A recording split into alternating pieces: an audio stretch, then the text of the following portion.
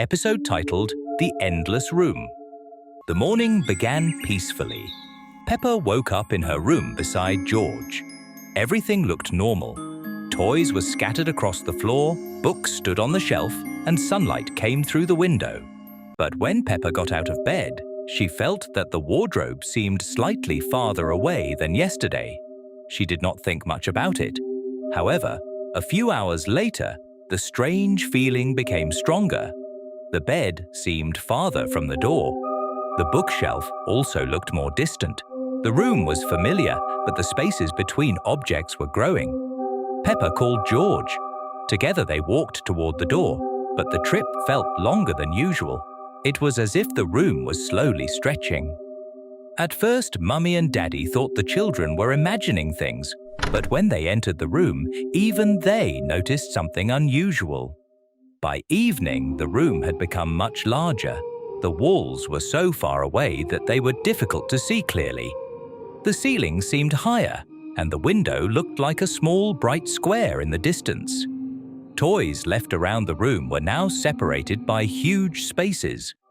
That night, Peppa woke up and realized the room was still growing. She looked toward the door but saw only a long stretch of floor disappearing into darkness. George woke up too. They took a flashlight and decided to find the door. They walked for a long time. Along the way, they passed familiar things: blocks, books, and stuffed toys. But every object was very far from the next one. Sometimes Peppa thought she could see the door ahead, but when they moved closer, it seemed far away again. After a while, the children noticed something strange. In the distance stood another bed. It looked exactly like theirs. Nearby were the same toys. Standing beside the bed were another Peppa and another George. They looked exactly the same, but they did not move. When Peppa waved, the other Peppa copied the motion a few seconds later. George felt uneasy. They continued walking and soon discovered another copy of their room. Then another one. It seemed as though the room was endlessly copying itself. Peppa noticed that all the copies appeared in one direction. She decided they should walk the opposite way. The farther they went, the smaller the room became.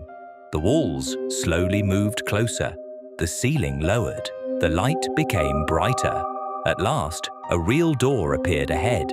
Peppa quickly opened it, and she and George ran into the hallway. The moment they stepped through, everything returned to normal. Mummy and Daddy were surprised because, for them, only a few minutes had passed. They said the children must have spent too much time playing in their room. Later that evening, Peppa went back to check. The room looked completely normal.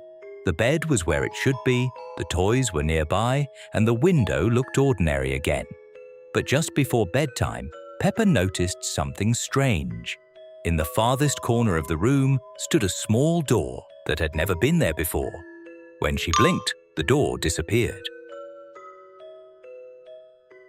Episode titled Lost Words.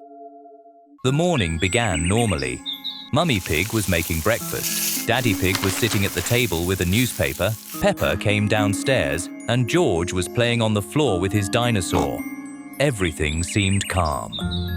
Mummy Pig placed the plates on the table and said, "Breakfast is She stopped and frowned, as if she had forgotten the last word. Peppa looked at her. "Did you mean ready?" Mummy Pig smiled and nodded. Daddy Pig said that sometimes mornings started too early.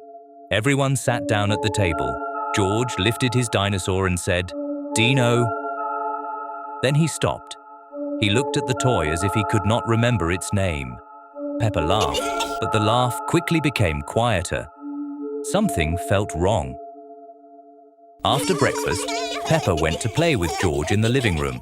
She picked up a block and said, "Let's build a..." But the word disappeared. She knew what she wanted to say. She could see it in her mind, but she could not speak it. George held out his dinosaur and opened his mouth, but only a small sound came out. Peppa ran to Mummy Pig. In the kitchen, Mummy Pig was looking at a shopping list. There were words on the paper, but some letters had vanished. Instead of milk, there was only meat. Instead of apples, only a few letters remained. Mummy Pig touched the page with her finger, but the letters did not return. Daddy Pig came over with his newspaper. He tried to read the headline, but the words on the page slowly spread apart and became empty lines. The house became strangely quiet. At first, everyone still tried to speak. Peppa used short phrases. Mummy Pig replaced words with gestures. Daddy Pig pointed at objects and tried to remember their names. But with every hour, there were fewer words. Simple things no longer had names. A cup became only an object on the table. A door became something that opened. A window became a bright square in the wall. Peppa walked up to George and quietly said, "George?" He lifted his head, but he did not answer. Then Peppa understood that he had forgotten even his favorite word. He held the dinosaur, but he no longer called it anything. His eyes looked confused. Peppa wanted to say that everything would be all right, but she could not remember the word right. By evening, the family sat in the living room. The television was off. No one wanted to turn it on because even the names of the shows might disappear. Mummy Pig opened her mouth but said nothing. Daddy Pig wrote something on a piece of paper, but the words vanished under the pencil. Peppa looked at the blank page and felt her mind becoming quieter. Then the names disappeared. Peppa looked at Mummy Pig and suddenly could not name her. She knew that this was the closest and warmest voice in the house, but the word was gone. Daddy Pig looked at Peppa and tried to say her name. His lips moved, but the room remained silent. At night, Peppa woke up. There was not a single sound in the house. She went into the hallway and saw that the words on the family drawings were gone. Even the letters in the books had become empty lines.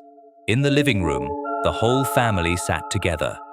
They looked at one another and said nothing, not because they did not want to speak, because there were no words left. In the morning, everything looked ordinary.